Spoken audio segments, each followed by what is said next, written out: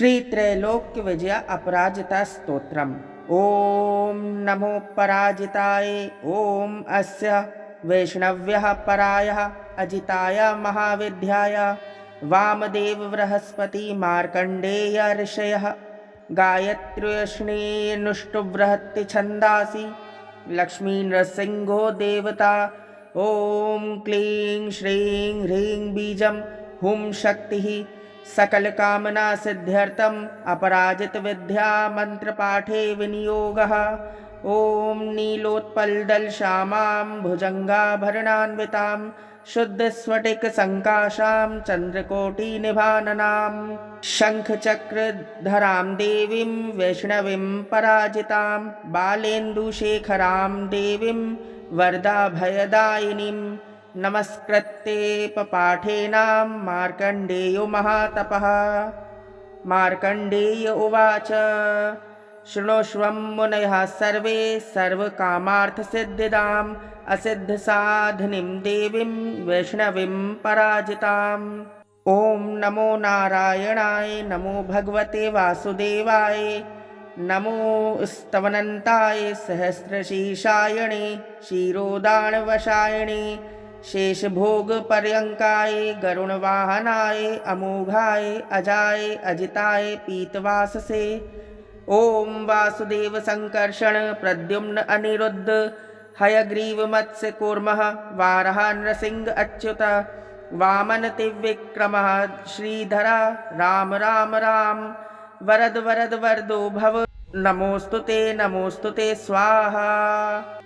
ओम असुर दैत्य यक्ष राक्षस भूत प्रेत पिशाच कुष्मांड सिद्ध योगिनी डाकिनी शाकिनी स्कंद ग्रहान उपग्रहान नक्षत्र ग्रहणाश्चान्य हन हन पच पच मथ मथ विध्वंसय विध्वंसय विद्रावय विद्रावय चूर्णय चूर्णय शंखेन चक्रेण वज्रेण शूलेन गदया मूसलेन हलेन भस्मी कुरु कुरु स्वाहा। ओम सहस्रबाहो सहस्रप्रहरणायुध जय जय विजय विजय अजित अमित अपराजित अप्रतिहत सहस्त्र नेत्र ज्वल ज्वल प्रज्वल प्रज्वल विश्वरूप बहुरूप मधुसूदन महावारः महापुरुष वैकुंठ नारायण पद्मनाभ गोविंद दामोदर ऋषिकेश केशवः सर्वासुरोत्सादन सर्वभूतवशंकर सर्वदुःस्वप्न प्रभेदन सर्वयंत्र प्रभंजन सर्वनाग विमर्दन सर्वदेव महेश्वर सर्वबंध विमोक्षण सर्वाहित प्रमर्दन सर्वज्वर प्रणाशन सर्वग्रह निवारण सर्वपाप प्रशमन जनार्दन नमोस्तुते स्वाहा।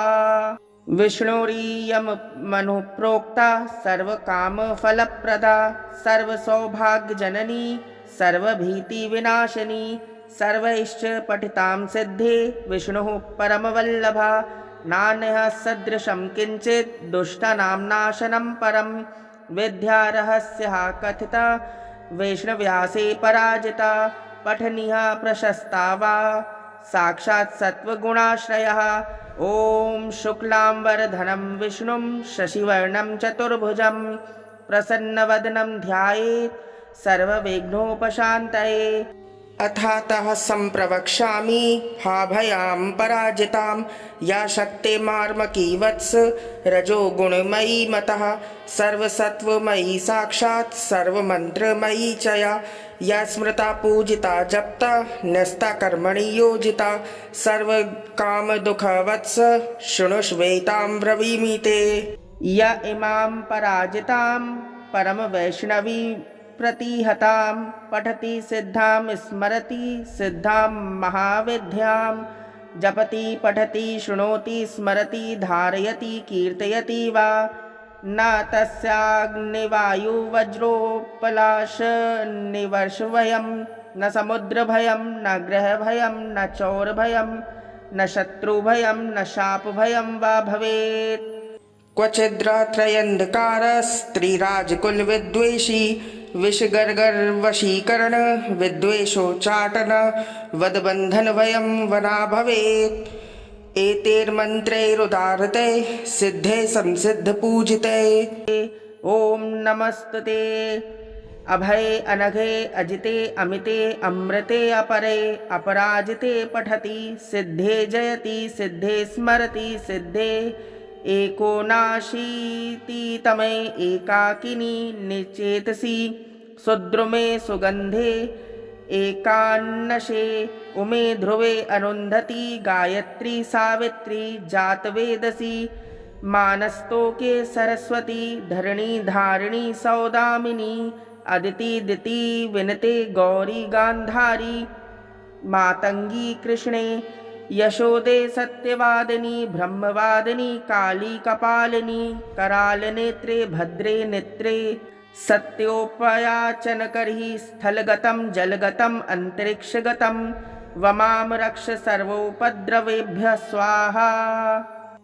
यस्याः प्रणश्यते पुष्पं गर्भो वा पतते यति म्रियते बालको यस्याः काकवन्ध्या च या भवेत् धारयेद्ध्यायमां विद्या मेतेर्दोषे न लिप्यते गर्भिणी जीववत्सा स्यात् पुत्रिणी स्यान्न संशयः भोजपत्रे तुमिमां विद्या लिखित्वा गन्धचन्दने एतेर्दोषे न लिप्येत् सुभगा पुत्रिणी भवेत् रणे राजकुले द्यूते नित्यं तस्य जयो भवेत् शस्त्रं वारयते रोषां समरे काण्डदारुणे गुल्मशूलाक्षिणो रोगाणां क्षिप्रं नाशयति च व्यथां शिरोरोगज्वराणां न नाशिनी सर्वदेहिनाम् इत्येषा कथिता विद्या अभयाख्या पराजिता एतस्य स्मृतिमात्रेण भयं क्वापि न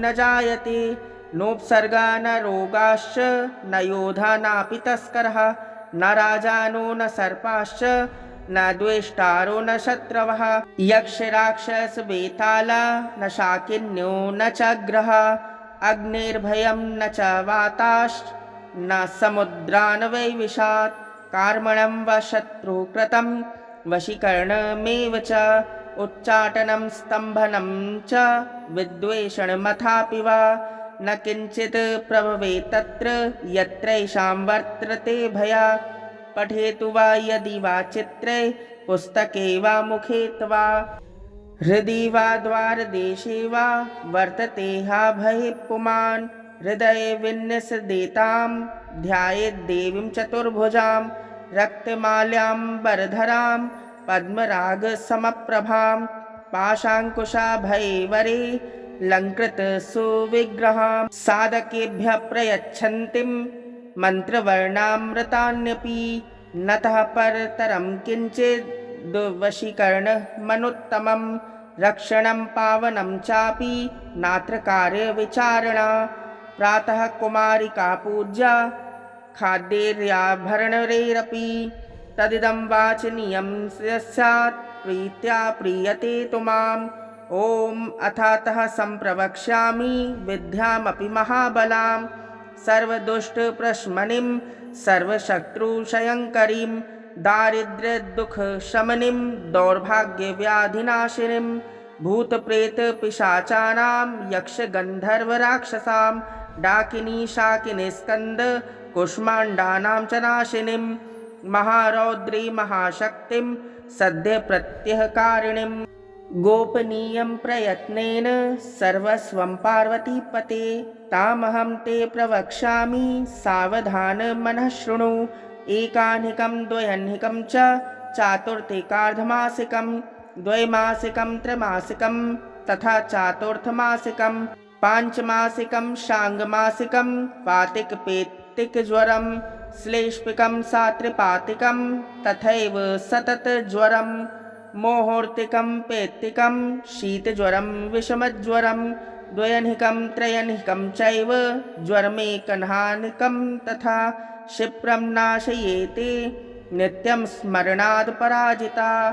ॐ ह्रं हन् हन् काली शर्षर गौरी धम धम विद्धे आले ताले माले गन्धे बन्धे पच पच विद्धे नाशय नाशय पापं हर हर संहारय वा दुख स्वप्न विनाशिनी कमल स्थिते विनायक मातः रजनी संध्ये दुंदुभिनादे मानस वेगे शंखिनी चक्रिणी गदिनी वज्रिणी शूलिनी अपमृत्यु विनाशिनी विश्वेश्वरी द्रविड़ी द्राविड़ी द्रवणी द्राविणी केशवदयिते पशुपति सहिते दुमदुभिदमनी दुर्मददमनी शबरी किराती मातंगी ओम द्रम द्रम ज्रम ज्रम क्रम क्रम तुरु तुरु ओम द्रम कुरु कुरु। ये मां दुषन्ति प्रत्यक्षं परोक्षं वातान् सर्वान् दम दम मर्दय मर्दय तापय तापय गोपय गोपय पातय पातय शोषय शोषय उत्सादय उत्सादय ब्रह्माणी वैष्णवी माहेश्वरी कौमारी वाराही नारसिंही ऐन्द्री चामुंडे महालक्ष्मी वैनायकी ओपेन्द्री आग्नेयी चंडी नैऋत्य वायव्ये सौम्ये ईशानी ऊर्ध्व मधोरक्ष प्रचंड विद्ये इंद्रोपेन्द्र भगिनी। ओम नमो देवी जय विजय शांति स्वस्ति तुष्टि पुष्टि विवर्धिनी कामांकुशे कामदुगे सर्वकाम वरप्रदे सर्वभूतेषु मां प्रियं कुरु कुरु स्वाहा।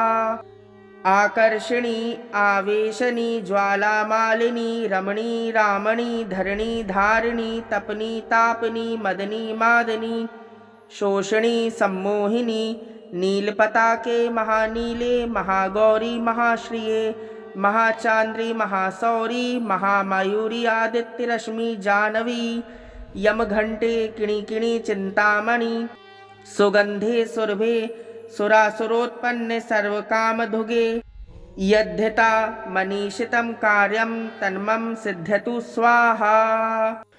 ओम स्वाहा ओम भू स्वाहा ओम भुव स्वाहा ओम स्वः स्वाहा ओम मह स्वाहा ओम जनः स्वाहा ओम तपः स्वाहा ओम सत्यं स्वाहा ओम भूर्भुवः स्वाहा स्वाहा।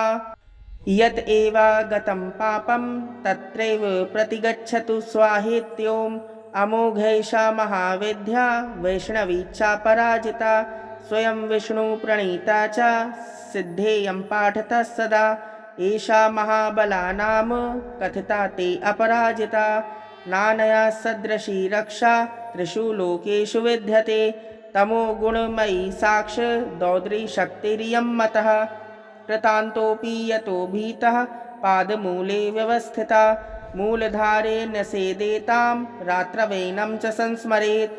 नीलजीमूतसङ्काशं तडितकपिलकेशिकाम् उद्यदादित्यसङ्काशं नेत्रत्रये विराजितं शक्तित्रिशूलं शङ्खं च पानपत्रं च बिभ्रतीं व्याघचर्मां पराधीनं किङ्किणी जालमण्डितां धावन्तीं गगनस्यान्तः पादुकाहितपादकां दंष्ट्राकरालवदनां व्यालकुण्डलभूषितां व्याक्तवक्त्रां ललज्जीवां भ्रकुटीकुटिलालकां स्वभक्तविद्वेषाणं रक्तं पीबन्ति पानपात्रतः सप्तधातु शोषयन्तीं क्रूरदृष्ट्या विलोकनात् त्रिशूलेन च तज्जेवां कीलयन्तीं मुहुर्मुहुः पाशेन बद्ध्वा तंसाद् मानवन्तीं तदन्तिके अर्धरात्रस्य समये देवीं ध्यायन् महाबलाम् यस्य यस्य वदेन्नाम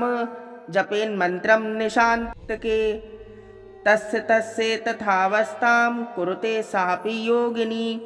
ओम बले महाबले असिद्धसाधिनी स्वाहेति अमोघां पठति सिद्धां श्रीवैष्णवीं श्रीमदपराजिता विद्यां ध्यायेत् दुःस्वप्ने दुष्टारिष्टे च दुर्निमित्ते तथैव च व्यवहारेर्भवेत् सिद्धिं पठेद्विघ्नोपशान्तये।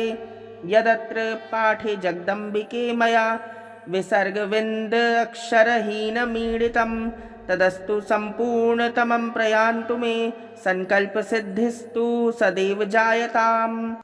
तव तत्त्वं न जानामि कीदृशासि महेश्वरी यदृशासि महादेवी तादृशायै नमो नमः। इति श्रीत्रैलोक्यविजय अपराजिता स्तोत्रं सम्पूर्णम्। इस स्तोत्र का विधिवत पाठ करने से सब प्रकार के रोग तथा सब प्रकार के शत्रु और सब बंध दोष नष्ट होते हैं। विशेष रूप से मुकदमों में सफलता और राजकीय कार्यों में अपराजित रहने के लिए यह पाठ रामबाण है।